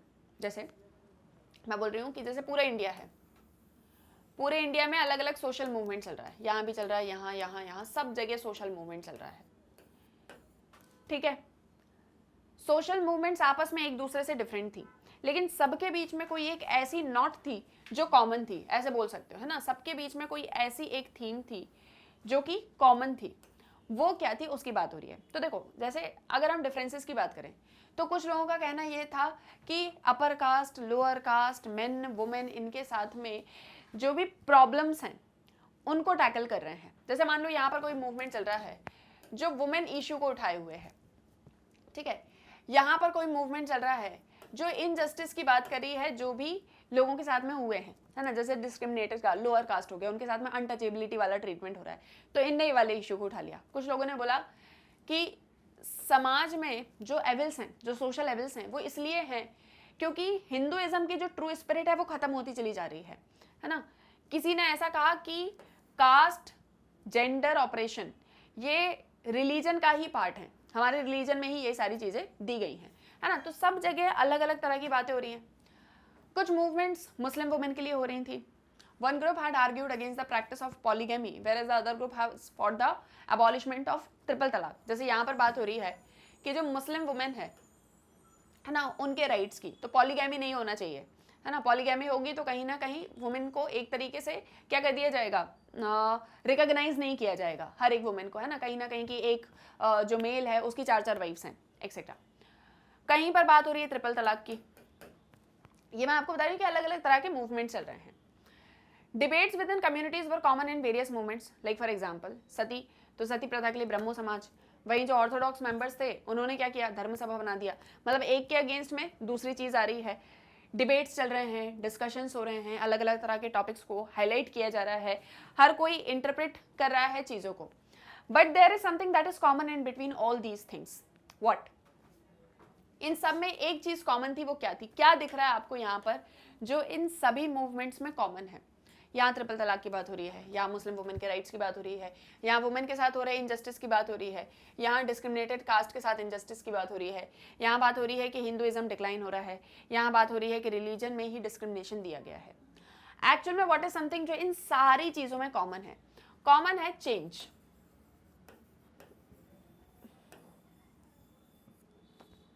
We want change. हम society को change करना चाहते हैं, भले हमारा issue, हमारा topic अलग हो, लेकिन we want changes in society. हम एक ऐसी सोसाइटी बनाना चाहते हैं जहाँ पर किसी के साथ में डिस्क्रिमिनेशन ना हो, इक्वालिटी हो, लिबर्टी हो, है ना, डेमोक्रेसी है, सोवर्निटी हो, ये सारी चीज़ें हम इंश्योर करना चाहते हैं। हम ये नहीं चाहते कि सोसाइटी में ये जो एविल्स चले हुए आ रहे हैं ये हमेशा बने रहें। तो इसीलिए कहा जाता है कि जो सोशल रिफॉर्म मूवमेंट्स हैं, they have common themes yet they were different from each other. तो थीम सबके अंदर कॉमन है, सोशल रिफॉर्म, सोसाइटी को चेंज करना है, बट स्टिल इश्यूज अलग अलग तरह के उन्होंने टैकल किए हैं। तो यहाँ पर आपको कोई इश्यूज दिखे, समझ में आए, है ना, कि कौन कौन से इश्यूज को हाईलाइट किया गया है। क्लियर? लिख लोगे अपने आंसर में, पॉइंट वाइज लिखना, हाईलाइट करना, आपका आंसर इफेक्टिव दिखेगा। Okay, next question, right about the difference between old and new social movements. मैंने आपको कहा था इस तरह का क्वेश्चन शॉर्ट में भी आ सकता है, तब आपको थोड़ा सा डिस्क्राइब करना होगा। वेरी शॉर्ट में हम कर चुके हैं, यहाँ पर शॉर्ट में देखते हैं, देखो कैसे करना है। तो ये आपका ओल्ड सोशल मूवमेंट, ये आपका न्यू सोशल मूवमेंट। डिफरेंसेस ऐसे हैं कि ओल्ड सोशल मूवमेंट में पॉलिटिकल पार्टीज के अंदर आप काम करोगे, न्यू सोशल मूवमेंट में किसी तरह की कोई पॉलिटिकल पार्टी नहीं, ना ही हम किसी पावर को चेंज करना चाहते हैं, हम बस क्वालिटी ऑफ लाइफ इश्यूज को हाईलाइट करते हैं। ठीक है, इसके बाद में पॉलिटिकल पार्टीज का रोल सेंट्रल है ओल्ड में। न्यू में पॉलिटिकल पार्टीज का कोई भी फॉर्मेशन नहीं होगा, है ना, ताकि कोई स्टेट प्रेशर हमारे ऊपर ना लग सके या कहीं से कोई प्रेशर हमारे ऊपर ना आ सके। ठीक है, तो कोई पार्टी यहाँ पर नहीं है। यहाँ पर हम पावर रिलेशंस को रीऑर्गेनाइज करना चाहते हैं, यहाँ पर हम क्वालिटी ऑफ लाइफ इंश्योर करना चाहते हैं, जैसे क्लीन एनवायरनमेंट होना चाहिए। ये कुछ ही रीजन्स या नेशन तक रिस्ट्रिक्टेड है, ये इंटरनेशनल है अपने स्कोप में। जैसे अब फार्मर्स मूवमेंट है तो किसी पर्टिकुलर एरिया या किसी पर्टिकुलर रीजन या किसी पर्टिकुलर कंट्री का होगा, लेकिन क्लीन एनवायरनमेंट या क्लाइमेट चेंज जैसे इशू इंटरनेशनली होगा, तो इसका स्कोप ज़्यादा वाइड है ना। तो ये आपके पॉइंट्स हैं जो आप अपने आंसर में लिख सकते हैं। 4 पॉइंट्स हो गए यहाँ पर। Clear? Okay, next question, describe the features of social movements. Starting याद करो, वेरी शॉर्ट क्वेश्चन किया था, पहला क्वेश्चन या दूसरा क्वेश्चन ही था, फीचर्स ऑफ सोशल मूवमेंट्स, वही लिखना है, बट अगेन थोड़ा सा डिस्क्राइब कर देंगे। देखो, सबसे पहले the features of social movement are as follows. It is sustained collective action over time, ऐसा एक्शन जो स्टेट के अगेंस्ट में हो और स्टेट की पॉलिसी में चेंजेस लाना चाह रहा हो। ठीक है, तो ये एक चीज़ हो गई। दूसरा, जो भी पार्टिसिपेट कर रहे हैं उनके शेयर्ड ऑब्जेक्टिव्स एंड गोल्स हैं, आइडियोलॉजीज हैं। यहाँ पर जो सोशल मूवमेंट में एक्टिविस्ट होते हैं वो जनरली मीटिंग्स करते हैं, पब्लिक मीटिंग्स करते हैं, अपने कंसर्न्स को हाईलाइट करते हैं, शेयर्ड अंडरस्टैंडिंग होती है। सोशल मूवमेंट्स में कैंपेन्स होती हैं, लॉबी की जाती है गवर्नमेंट की बाय द मीडिया, या मीडिया भी होती है, और भी इंपॉर्टेंट मेकर्स होते हैं पब्लिक ओपिनियन के। तो पहली चीज़ sustained collective action over time, shared objectives and ideologies, leadership, lobbying, साथ ही साथ में पब्लिक मीटिंग्स, ये सारे इसी के फीचर्स हैं। ठीक है, तो आप एक एक करके उनको एक्सप्लेन करोगे। यहाँ पर हमने 4 करे, ठीक है, आप चाहो तो और भी लिख सकते हो, depends on you. Fine, next question, analyse social reform movements initiated towards women's equality and rights in the 19th century. आपको उन सोशल रिफॉर्म मूवमेंट्स को एनालाइज करना है जो वुमेन्स इक्वालिटी की बात करते थे और राइट्स की, और 19th सेंचुरी में चले, मतलब 19th सेंचुरी के वुमेन्स मूवमेंट या वुमेन्स इक्वालिटी एंड राइट्स के लिए जो सोशल रिफॉर्म मूवमेंट चले थे उनके बारे में आपको यहाँ पर बताना है। ओके, सो देखो, जो women's movement early 19th century में चले वो अर्ली 20th सेंचुरी या 19th सेंचुरी की यहाँ पर बात हो रही है, तो हम 19th सेंचुरी की ही बात करेंगे। उसमें ग्रोथ होती है वुमेन्स ऑर्गेनाइजेशन की, नेशनल और लोकल लेवल पर बहुत सारी ऑर्गेनाइजेशंस इमर्ज होती हैं, ठीक है, जैसे यहाँ पर कुछ के नाम दिए हुए हैं, women's India association, all India women's conference, national council for women in India, AIWC का एक आइडिया होता है कि वुमेन्स का वेलफेयर, पॉलिटिक्स, ये सारी चीज़ें। फिर बहुत सारे कैंपेन्स होते हैं वायलेंस अगेंस्ट वुमेन को लेके, और इंपॉर्टेंट लीगल चेंजेस आते हैं जैसे कि land rights, employment, equal pay for equal work, dowry, harassment, ये सारे इश्यूज को यहाँ पर हाईलाइट किया जाता है। लेकिन जैसे कि यहाँ पर 19th सेंचुरी में इक्वालिटी और राइट्स की भी बात हो रही है, तो ये पॉइंट्स तो आप इंक्लूड करोगे ही, आप साथ ही साथ में थोड़ा 19th सेंचुरी को भी टच करो, जैसे सती प्रथा, girls education, window remarriage, child marriage, तो ये इश्यूज भी इस एक टाइम पर हाईलाइटेड थे, है ना, तो उनकी भी बात आप यहाँ पर कर सकते हो। जैसे स्पेशली आप गर्ल्स एजुकेशन, ज्योतिबा फुले का एग्जाम्पल दे सकते हो, राजा राम मोहन रॉय के बारे में बता सकते हो, विद्यासागर के बारे में बता सकते हो, ठीक है। तो ये पॉइंट्स हैं जो आप अपने आंसर में इंक्लूड करेंगे। सब कुछ आपने पढ़ लिया है इसलिए बिल्कुल शॉर्ट में बता रही हूँ, ठीक है, बट लिखना कितना है, कैसे लिखना है, वो जरूर देखो बोर्ड पे, ठीक है। Okay, let's move on to another question, question number 26। Exemplify the difference between social change and social movement. Social change और सोशल मूवमेंट दोनों में क्या डिफरेंस है, क्या होता है ये देखो। सोशल चेंज और सोशल मूवमेंट में आप ऐसे समझ सकते हो कि सोशल चेंज का ही पार्ट है सोशल मूवमेंट। सोशल चेंज में जो चेंज आ रहा है वो कंटिन्यूस है, ऑनगोइंग है, कंटिन्यूसली धीरे धीरे टाइम के साथ में चेंजेस आते जाते हैं। सोशल मूवमेंट में जो चेंज है वो किसी स्पेसिफिक गोल को लेकर है, और अक्सर जो चेंज होता है वो कम समय में ही हमको देखने को मिल जाता है। जैसे एक एग्जांपल ले लो, कोई एक सोशल मूवमेंट चला जिसमें हमने बात करी कि जो दलित हैं उनके साथ में अनटचेबिलिटी वाला ट्रीटमेंट किया गया, उसको आपको खत्म करना है। तो आपने देखा है टेम्पल एंट्री मूवमेंट चलाया है ना साउथ इंडिया में, तो वो एक तरह का ऐसा सोशल मूवमेंट है जिससे एकदम से सभी लोगों में ये एक चीज़ आ गई कि यार चेंज लाना है, इस चीज़ को ख़त्म करनी है, और ऐसा चेंज सोसाइटी के लिए आना ही आना चाहिए। तो सब साथ में आ गए और कुछ ही समय में हमको चेंज देखने को मिल गया। लेकिन एक सोशल चेंज ऐसा मानो कि इंडिया में जो पीपल हैं वो कहीं ना कहीं वेस्टर्न कल्चर को अडॉप्ट कर रहे हैं, ठीक है, वेस्टर्नाइजेशन को अडॉप्ट कर रहे हैं, उनके जैसी लाइफ स्टाइल अडॉप्ट कर रहे हैं। सिर्फ लाइफ स्टाइल का एग्जाम्पल लो तो वो लाइफ स्टाइल बहुत धीरे धीरे आएगी और वो धीरे धीरे सोसाइटी में चेंज देखने को मिलेगा। या कोई आइडिया है जिसको हम अडॉप्ट करना चाहते हैं, है ना, तो वो धीरे धीरे आपको सोसाइटी में देखने को मिलेगा, कंटिन्यूसली चलता रहता है, कभी खत्म नहीं होगा। ये सोशल चेंज है और ये सोशल मूवमेंट है। और क्या पॉइंट्स आप इसमें लिख सकते हो, देखो, so the broad historical processes of social change are the sum total of countless individual and collective actions gathered across time and space. It involves long and continuous social efforts and action by people. तो मतलब बहुत slight difference है लेकिन आपको समझना होगा। जैसे example है संस्कृताइजेशन और वेस्टर्नाइजेशन, अभी मैंने आपको बताया। सोशल मूवमेंट का एग्जांपल है 19th सेंचुरी का सोशल रिफॉर्मर्स, सती प्रथा, विडो रीमैरिज, चाइल्ड मैरिज, ये सोशल मूवमेंट्स हैं। कहीं ना कहीं सोसाइटी के अंदर चेंज लाना चाह रहे हैं लेकिन सब साथ में आ रहे हैं। यहाँ पर भी इंडिविजुअल कलेक्टिव एक्शंस है जो समय के साथ में और एक स्पेस अकॉर्डिंग जो है हुआ है ना। यहाँ पर थोड़ा सा एक ब्रॉडनेस आ जाती है सोशल चेंज में, थोड़ा सा ये नैरो कंसेप्ट हो जाता है। इसको ऐसे समझ सकते हो, हमेशा मैं ऐसे ही समझाती हूँ कि if this is social change then this is social movement. Okay, social change का पार्ट है सोशल मूवमेंट, ऐसे आप इसको ले सकते हो। बस आपको अपने पॉइंट से उसको जस्टिफाई करना होगा। पॉइंट्स आपके सामने, एग्जांपल्स आपके सामने हैं, right. So that's about social change and social movement. Now we have next question, evaluate workers movement as class based movement. Workers movement को आपको क्लास बेस्ड मूवमेंट की तरह बताना है। जनरली हम क्लास बेस्ड मूवमेंट में रिच या poor class ही समझते हैं, वर्कर्स भी एक क्लास है ना। तो वर्कर्स मूवमेंट कैसे क्लास बेस्ड मूवमेंट है, देखो थोड़ा सा वर्कर्स मूवमेंट के बारे में बताओगे कि वर्कर्स ने एक्चुअली मूवमेंट चलाया क्यों। बहुत ज़्यादा एक्सप्लॉयटेशन होता था इनके साथ में वर्क प्लेस पर, बहुत ही अनहाइजेनिक कंडीशंस में, long working hours, without minimum wages, मतलब ऐसा बोल सकते हैं एक मिनिमम वेजेस जितना पे किया जाना चाहिए उससे भी कम इनको पे किया जाता था। बड़ी अनहाइजीनिक कंडीशंस में काम करते थे, घंटों तक काम करते थे, छुट्टियां नहीं मिलती थी, ब्रेक्स नहीं मिलते थे, है ना, और इस तरीके से वर्कर्स काम करते थे जिसमें उनका पे भी नहीं बढ़ाया जाता था। तो इसीलिए वर्कर्स ने मूवमेंट चलाया। अब जो वर्कर्स मूवमेंट है उसमें क्या होता था, generally strike and lockout. Workers हैं, काम पर नहीं जा रहे हैं, स्ट्राइक कर रहे हैं, वहाँ से जो मैनेजमेंट है उसको लगता था कि कहीं वर्कर्स एंटर ना कर जाएं फैक्ट्री के अंदर और कुछ प्रोटेस्ट वगैरह करते हुए कुछ वायलेंस ना करने लग जाएं, तो वो गेट्स को क्लोज कर लेती थी। तो स्ट्राइक लॉकआउट ही चलता रहता था। अल्टीमेटली वर्कर्स ने सोचा कि ऐसे तो काम नहीं होगा, ऐसे तो हम अगर काम पर नहीं जा रहे हैं तो हमको जितनी पेमेंट मिल रही है वो भी नहीं मिल रही है। जैसे मान लो मैं कोई वर्कर हूँ, है ना, अब मैं बोल दूँ कि मेरे जो मैनेजर है, ठीक है, मतलब किसी फैक्ट्री में मैं काम करती हूँ और मैं बोल दूँ कि जो मेरी फैक्ट्री के मैनेजर हैं वो मेरी पेमेंट को इंक्रीज नहीं कर रहे हैं, तो इसीलिए अब से मैं काम पर नहीं जाऊंगी। तो मेरे मैनेजर ने बोला अच्छा ठीक है, तुम काम कर मत आओ, मैं किसी दूसरे को तुम्हारी जगह हायर कर लेता हूँ। तो दैट मीन्स कि मेरी तो जॉब भी गई और मैं यहाँ पर स्ट्राइक भी किस चीज़ के लिए करूँ। तो ये वर्कर्स के साथ में हो रहा था। तो वर्कर्स ने क्या एक चीज़ करी कि उन्होंने ट्रेड यूनियंस बनाना स्टार्ट करा। ठीक है, तो थोड़ा सा बैकग्राउंड आप दोगे कि वर्कर्स मूवमेंट क्या है, क्यों स्टार्ट की गई, कैसी वर्किंग कंडीशंस में वो काम करते थे। सिर्फ ऐसे ही 50-60 वर्ड में मत लिख देना, आपको इसको मुश्किल से 20 to 40 वर्ड्स में लिखना है कि एक्चुअल में व्हाट आर वर्कर्स मूवमेंट। फिर आप बताओगे कि पहली ट्रेड यूनियन बनी 1918 मद्रास में बाय बीपी वाडिया। ठीक है, ये एक सोशल वर्कर थे और थियोसॉफिकल सोसाइटी के मेंबर थे। फिर all India trade union Congress बनी। ठीक है, यहाँ पर डाइवर्स आइडियोलॉजीज थी लेकिन स्टिल एक बहुत बड़ी ट्रेड यूनियन यहाँ पर सेटअप होती है।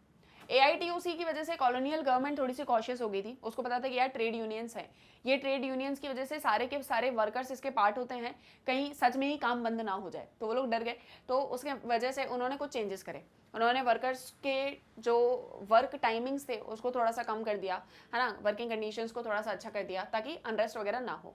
1922 में गवर्नमेंट ने 4th फैक्ट्रीज एक्ट पास करा जिससे वर्किंग डे 10 आवर्स कम हो गया। 1920s में AITUC जो है उसमें कम से कम 200 यूनियंस एफिलिएट हो गई और करीबन 2.5 लाख उसके मेंबर्स हो गए। मतलब ज़्यादा से ज़्यादा workers all over the India जो है इसके मेंबर, ट्रेड यूनियन के मेंबर्स बनते चले जा रहे थे। ट्रेड यूनियंस अल्टीमेटली फाइट करती थी वर्कर्स के लिए। बाद में ट्रेड यूनियंस के लिए ब्रिटिशर्स ने कुछ रूल लेकर आए कि अगर आपको ट्रेड यूनियन होना है तो आपको ये इंश्योर करना होगा कि कभी कोई स्ट्राइक वगैरह ना हो, आपको इंश्योर करना होगा कि आप रजिस्टर्ड हो, ऐसा करके।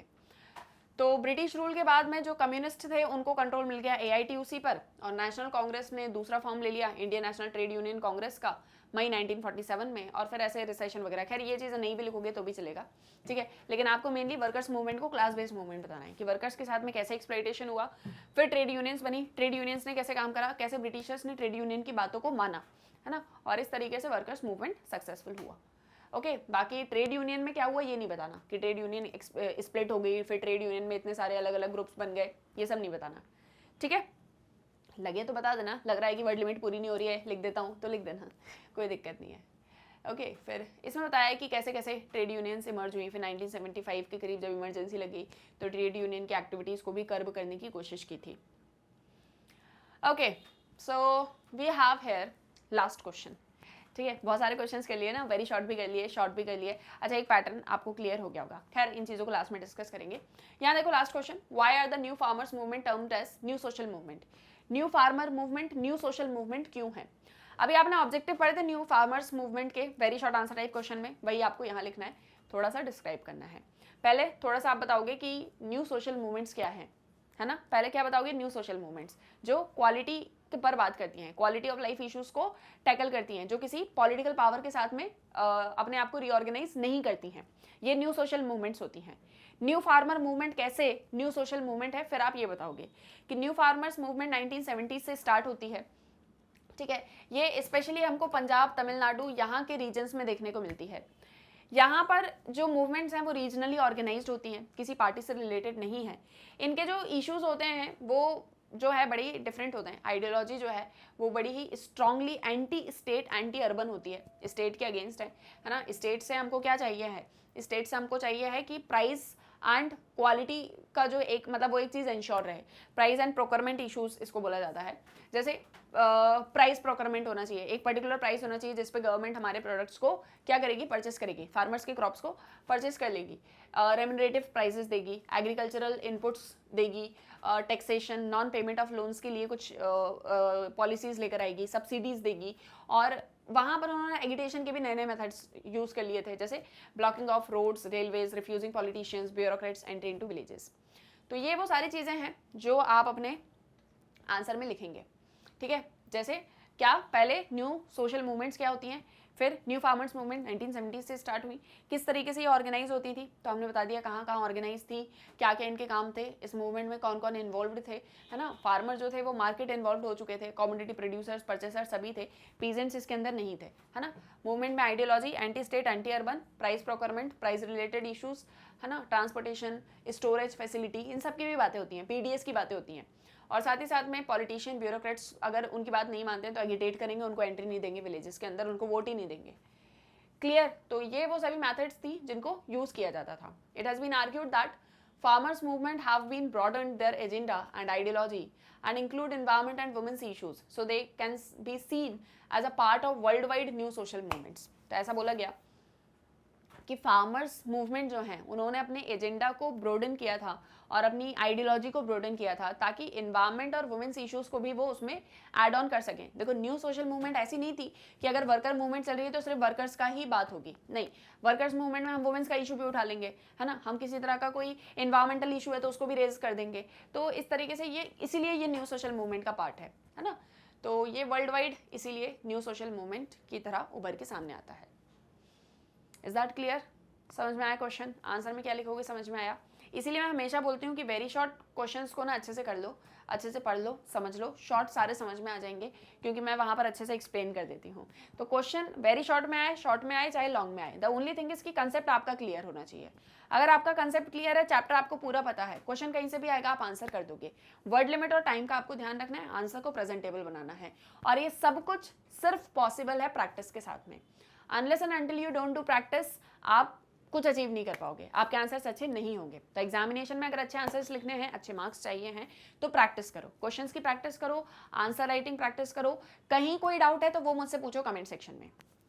लास्ट अब हमको हमारे इस चैप्टर के मोस्ट इंपॉर्टेंट क्वेश्चंस पार्ट 2 हम डिस्कस करेंगे, जिसमें हम लॉन्ग आंसर टाइप क्वेश्चंस को आंसर करेंगे। ये बहुत इंपॉर्टेंट चैप्टर है, इससे बहुत सारे क्वेश्चंस आते हैं आपके एग्जामिनेशन में, इवन बहुत इंपॉर्टेंट क्वेश्चंस आते हैं, है ना। तो इसीलिए इसको अच्छे से प्रिपेयर करो। कहीं कोई डाउट है तो मुझसे पूछ सकते हो। मेरे लेक्चर्स इस वीडियो के डिस्क्रिप्शन में आपको लिंक दिए हैं, वहाँ से देख सकते हो, है ना। तो अच्छे से प्रिपेयर करो। वेरी शॉर्ट और शॉर्ट हमने कर ही लिए हैं यहाँ पे। वेरी शॉर्ट में बस याद रखना 30 वर्ड्स, शॉर्ट में 80 वर्ड्स, ठीक है। टाइम, वर्ड लिमिट, सारी चीज़ों को ध्यान रखना है। इसी के साथ में अब हम मिलेंगे नेक्स्ट वीडियो लेक्चर में। तब तक के लिए आप अच्छे से अपनी पढ़ाई करो, अपना ध्यान रखो। जाते जाते एक छोटी सी इन्फॉर्मेशन कि आप मैग्नेट ब्रेन्स की वेबसाइट को कैसे एक्सेस कर सकते हो। So as you all know, daily lectures आपको मैग्नेट ब्रेन्स के यूट्यूब चैनल पर मिलते हैं। साथ ही साथ जो मैग्नेट ब्रेन्स की ऐप है वो भी प्ले स्टोर पर अवेलेबल है। इसी के साथ में जो मैग्नेट ब्रेन्स की वेबसाइट है दैट इज www.magnetbrains.com, जो बहुत ही ईजिली गूगल पर एक्सेसिबल है। इसे आप जैसे ही गूगल पर एंटर करोगे, आपके सामने magnet brains education platform open हो जाएगा। यहाँ पर आपको सभी क्लासेस के, कोर्सेज के वीडियो लेक्चर्स देखने को मिलेंगे, और वो भी बिल्कुल फ्री ऑफ कॉस्ट। तो जो भी class, course, subject, chapter, lecture आपको पढ़ना है, just click on it, click on watch now, और वीडियो आपका हो जाएगा ओपन। बिना किसी पेड सब्सक्रिप्शन के, बिना किसी पेमेंट के, बिना किसी कूपन को बेचे, हम आपको हर एक लेक्चर देंगे बिल्कुल free of cost with quality and best teachers. तो आराम से पढ़ाई करो, अपने फ्रेंड्स और रिलेटिव्स को भी इसके बारे में बताओ, और साथ ही साथ आप मैग्नेट ब्रेन्स को इंस्टाग्राम, फेसबुक, ट्विटर, टेलीग्राम सभी पर फॉलो कर सकते हो। मैग्नेट ब्रेन्स के बुक्स, ई बुक्स, नोट्स, मेरे सभी लेक्चर्स का लिंक आपको इस वीडियो के डिस्क्रिप्शन में मिल जाएगा। तो जब सब कुछ मिल रहा है तो देरी किस बात की है, अच्छे से अपनी पढ़ाई करो, और जल्दी से इस वीडियो को करो लाइक, शेयर एंड सब्सक्राइब। हम मिलेंगे हमारे नेक्स्ट वीडियो लेक्चर में। For more updates stay tuned with magnet brains. Thank you very much.